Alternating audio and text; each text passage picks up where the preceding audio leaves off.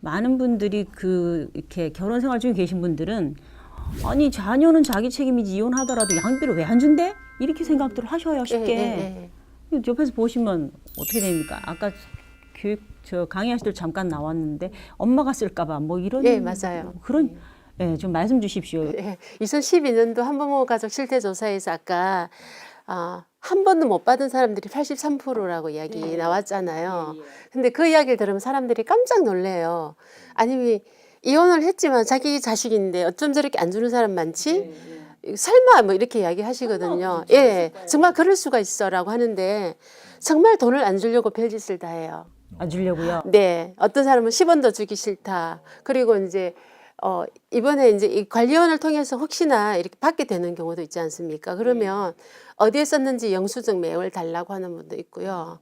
그래서 어떤 분들은 이렇게 받을 바에 안 받는 게 낫겠다라고 정말 머리를 흔드는 분도 계세요. 그리고 아까 교수님 말씀하시다시피 그 양육비는 아이들의 삶을 위해서 쓰여지는 돈인데도 불구하고 이 애 엄마가 쓰지 않을까라는 게 박혀 있는 거예요. 분명히 자기 자녀인데 그 애들이 그 가난한 엄마 밑에서 고생한다는 걸 알면서도 자기가 형편이 되는데 돈을 안 준다. 그러니까 뭐 외제차 타고 다니는 사람도 있다면서요. 뭐 돈도 잘 벌고. 그런데도 이제 안 준다는 그리고 사업을 하고 있는데 그 명의를 다른 사람 입으로 해놓은 경우도 있고요. 언제 양육비로 나갈지 모르니까 그냥 숨겨버리는 그거 거. 다 나중에 이제 그게 다 나올 거니까 재산이 그런 경우도 있고요. 정말 악랄한 사람들이 있으니까 이제 어쩔 수 없이 아마 이번에 배드파들이라는 그런 또 공개하는 그런 것들이 생기지 않았나 싶어요. 그러니까 양육비 안 주고 도망친 아빠들의 실명과 전화번호와 개인 사진과 이걸 올리는 사이트를 운영을 했다는 거 지금도 아닙니까? 사이트 올라와 있습니까? 지금도 그대로 있어요. 사이트는 있죠. 그래서 오죽하면. 이제 그 사이트에 자기 얼굴이 올라온 걸 보고 전화 온 분도 있다고 하거든요. 한 분은 이제 양육비를 주겠다라고는 하지 않고 한 6개월에 한 번씩 전화하겠다. 뭐 이제 그래서 사진 좀 내려달라. 뭐 이렇게 이제 이야기하는 분도 있다고 그래요. 네. 그러니까 83%가 한 번도 못 받아봤다고 할 때는 물론 받을 게 없는 집들이 많았을 것 같아요. 안 키우는 엄마든 아빠든 뭐 돈이 하나도 없는데 어떻게 해요. 근데 그렇지 않고 생활을 하는 사람이 더 많지 않겠습니까? 어떻든 생활을 하는 한에 있어서는 양육비를 줘야 될 것 같은데 안 주기 위해서 가진 수단과 방법을 다. 그게 저는 아이는 엄마가 키우는 것이다라는 그런 사고가 좀 많이 있지 않나라는 생각이 들어요. 물론 요즘에 이제 아빠가 남성 한부모도 되게 많아지고 있거든요. 아빠들이 아이를 키우는 경우 많아지고 있는데 그래도 아직까지는 한 80% 이상은 여성들이 아이를 키우고 아이를 키우는 몫은 당연히 여성이다. 너가 아이 키우고 너가 알아서 해라는 게 너무 당연한 것 같이 여기는 그런 문화들이 좀 있는 것 같고요. 어쩌다가 주는 사람은요 굉장히 괜찮은 사람인 거예요. 당연한 것임에도. 아주 좋은 아빠인가. 아주 좋은. 그래. 양육비라도 제대로 그래도 보내면. 그 사람 괜찮은 사람이네 이렇게 말을 하는 거예요. 한부모들 사이에서. 그건 너무 당연한 거잖아요. 그렇게 같이 살지 않아도 부모다라는 게 확실해야 되는데 같이 살지 않으면 아빠 역할 안 해도 되는지 엄마 역할 안 해도 되는지 그건 아니라는 지금 거죠. 이 방송 보고 계시는 분들 중에 한부모들도 꽤 계실 텐데요. 그분들이 이제 궁금해하시는 게 소송 비율이 이렇게 낮은 거 보면 엄두도 못 내고 살아왔다는 게 되잖아요. 소송을 하게 되면은 이거 재판 끝날 때까지 오래 걸려요. 오래 걸리죠. 보통 최소 6개월. 이제 어쨌든 저는 법원은 여러 번 가야 돼요. 저는 이혼할 때 정확하게 하는 게 되게 중요하다고 생각이 드는데 그 말씀 좀 해주시면 이혼할 때 어떻게 해야 되는지 정확히 좀 이혼할 때 이제 물론 이제 그 외국에는 그냥 우리 친구처럼 지내자 하고 이혼하기도 하잖아. 근데 우리는 끝까지 그냥 원수지간이 될 때까지 참다가 이혼을 하거든요. 그러다 보면 정말 다시는 얼굴 보지 않게 하고 이혼을 하고 헤어져 버려요. 근데 저는 좀 그 전에 이혼하는 게 좋다고 생각해요. 어차피 같이 살지 못할 것 같다면 그게 아이들을 위해서도 더 좋다고 생각을 하고요. 정말 정확하게 이후에 어떻게 아이를 키울 것인가에 대한 그런 준비를 철저하게 하고 이혼을 하는 게 좋다. 그래서 판결문에도 구체적으로 담아주는 게 좋은데 그렇게 하려면 돈도 필요하고 많은 시간이 필요하고 하다 보니까 좀 이제 그걸 거치지 않고 그냥 이렇게 협의 이혼해서 이제 마무리한다든가 그런 경우가 되게 많아서 그러면 다시 이제 이렇게 이행관리원을 통해서 다시 이제 소송이 들어가고 이렇게 되는 거죠. 얼마나 고단하겠습니까? 한부모 노릇하기도 그래서 힘드는데. 그 이혼 이혼이 굳이 나쁜 것이다라는 인식 이런 것들이 좀 바뀌었으면 좋겠어요. 오히려 아이들에게는 정말 이렇게 폭력이라든지 이런 게 있는 가정에서는 오히려 따로 사는 게 아이들이 더 행복할 수 있거든요. 그런 선택을 오히려 존중해 줘야 되는 그런 좀 문화가 필요하다. 양육비 청구를 이제 되게 주저하고 안 하는 경우는 어떤 비용 때문일까요? 비용과 시간, 예, 여러 가지가 다 들어가 있고요. 예, 그리고 이제 여성들이 그냥 가난을 그냥 택하는 게 오히려 이렇게 여러 가지 생각해 봤을 때 오히려 나는 가난을 택할래 이런 경우도 좀 있죠. 네, 여러 그 가지. 고생을 하니 부딪히면서 예, 남자하고 네. 싸우니. 네. 그리고 오래 걸리고 이행관리원에도 서류를 신청하면 이게 절차 시작이 한 2, 3개월은 지나야 시작이 된 이런 경우들이 굉장히 서류 많다. 넣는 데만 한 2, 3개월 걸리더라. 예, 넣고 접수가 돼서 어떻게 진행이 될 거다라는 연락을 받는 게 한 2, 3개월이다라고 많이 해요.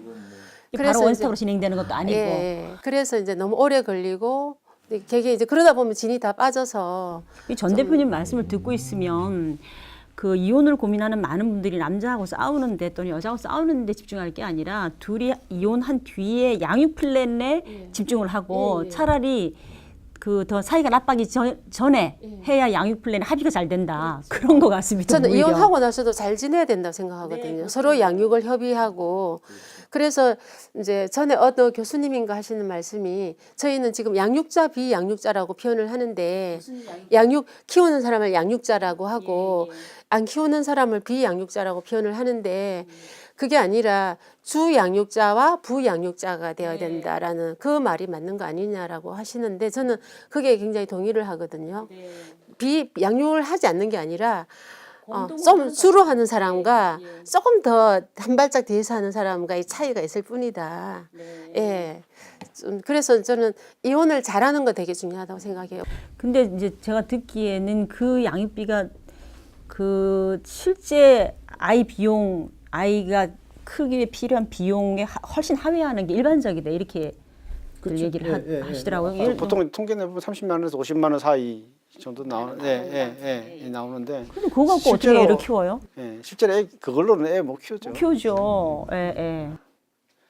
이제 아까 뭐 비용 잠깐 말씀드렸지만 정말 먹고 입고 하는 딱 그것만 이야기하는 게 아니라 그 외 부수적으로도 굉장히 많은 비용이 들어가잖아요. 그러니까 다 이제 그거 이제 감안 안 하고 그냥 딱 좀 적게 생각한 그런 금액인데 아까 이제 전 대표님 말씀하셨듯이 그 연구 결과에도 있습니다. 적어도 자기 수준의 생활은 유지하게 만들어야 된다. 그러면 이제 그 계산할 방법이 되게 재밌는데요. 예를 들어 500만 원을 번다. 근데 애가 하나다. 그러면 자기랑 애랑 250씩 잘라서 주는 걸로. 뭐 그 연구 결과니까 그게 뭐 강제성이 있다고 할 수는 없는데, 그러니까 그런 사고를 갖고 접근을 해야 되는 거 아니냐. 그러니까 내가 500만 원 벌면 내가 250 쓰고 자녀가 250 쓰고 그래야 같은 수준이 되는 거니까. 동거하는 부모들이 그런 수준이지 않습니까? 그러니까 동거할 때는 아무 생각 없이 같은 수준이 사실은 애들한테 더 많이 지죠. 지금 이 양육비 이행의 집행에 관련해서는 한부모들 사이에 이게 최고 관심사일 텐데요. 이 양육비 이행 관리원 지금 설치와 그 활동에 평가들이 어떻게 나오고 있습니까? 굉장히 많이 실망하고 있죠. 네, 한마디로요. 그래서 이제 뭐 이렇게 관심이 많아서 저희 이게 그 이행관리원에 신청을 했던 한부모들 이렇게 몇 명 모여서 저희가 이제 막 간담회도 해보고 하면 정말 정말 실망이다라는 게 이제 거의 같은 말들이 나오고요. 심지어는 뭐 이제 이게 어렵잖아요. 이게 신청해서 안 주는 사람에게 받는 거니까 얼마나 어렵겠어요. 근데 이미 혼자 하기 힘들기 때문에 신청을 하고 서류를 접수를 하는데 이제 그 접수 상담하시는 분이 시작을 하면 진흙탕 싸움이 될 텐데 그래도 하시겠냐 뭐 이런 식으로 이야기해서 처음부터 너무 기운이 빠지고 자신감을 잃어서 좀 포기하고 싶었다 이런 분들도 그래도 계시고요. 뭐 불만이 있다면 어떤 게 제일 뭐 그리고 처음에 이제 모든 걸 거기다 한다고 하지만 처음에 이 상대 배우자의 연락처라든지 주소 같은 건 본인이 알아가야 된다고 해요. 그렇죠. 그래야지 시작을. 예. 근데 오랫동안 헤어져 있거나 연락 안 되는 경우 찾기 힘들거든요.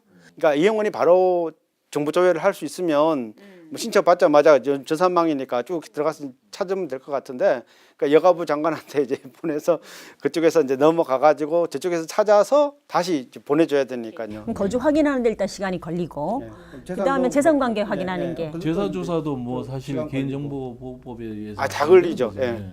재산 조사를 그 금융정보 같은 경우는 사전에 이렇게 동의를 받아야 열람이 가능합니다. 그러니까 그럼 지금 어떻게 접근하고 있어요 현재는?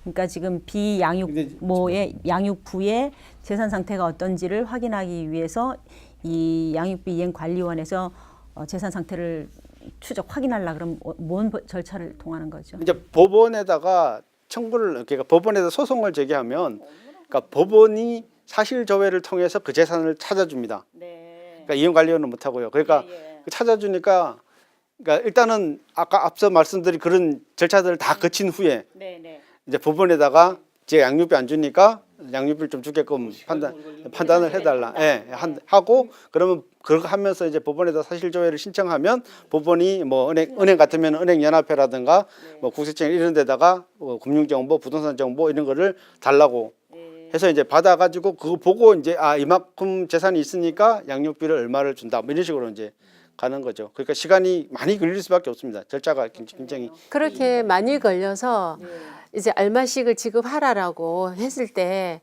이제 잘 지급하면 아무 문제가 없어요. 이제 그 다음이 또 문제인 거죠. 그랬는데도 불구하고 한 달 주다 안 주다 아니면 아예 안 주든가 이제 그렇게 되는 거죠.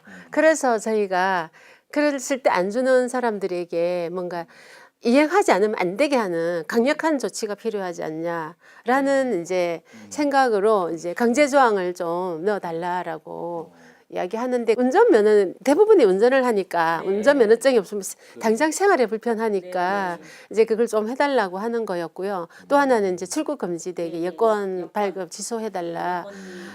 양육비를 이렇게 못 받으면요 어떻게 합니까? 어떻게 아이를 키웁니까 이거? 그냥 빈곤한 삶을 사는 거죠 한마디로. 그래서 한부모 가족의 평균 소득이 일반 가족의 반밖에 안 된다 이렇게 나오는군요. 특히 여성인 경우는 더 이제 빈곤하고요. 예, 그래서 뭐 요즘 아이들이 그 밥만 먹고 옷만 입고 사는 게 아니잖아요. 기본적으로 다른 아이들이 하는 그런 것들을 누리기가 힘들고요. 이제 저희가 보면 중요한 게 아이들이 그 꿈을 좀 갖지 않는 것 같아요. 가난하니까 내가 공부해봐야 대학까지 엄마가 보내줄 수 있을까? 그래서 그냥 바로 이렇게 특성화 고등학교를 선택을 한다거나 공부를 잘하는 아이임에도 불구하고 그래서 그 아이들이 정말 그 기회를 빼앗는 거다. 교육의 기회, 안정된 어떤 양육 여건을 빼앗아서 아이들이 꿈을 잃게 하고 다른 아이들과 함께 자랄 수 있는 그런 여건을 주지 못하고 있다. 좀 그런 생각이 들어요.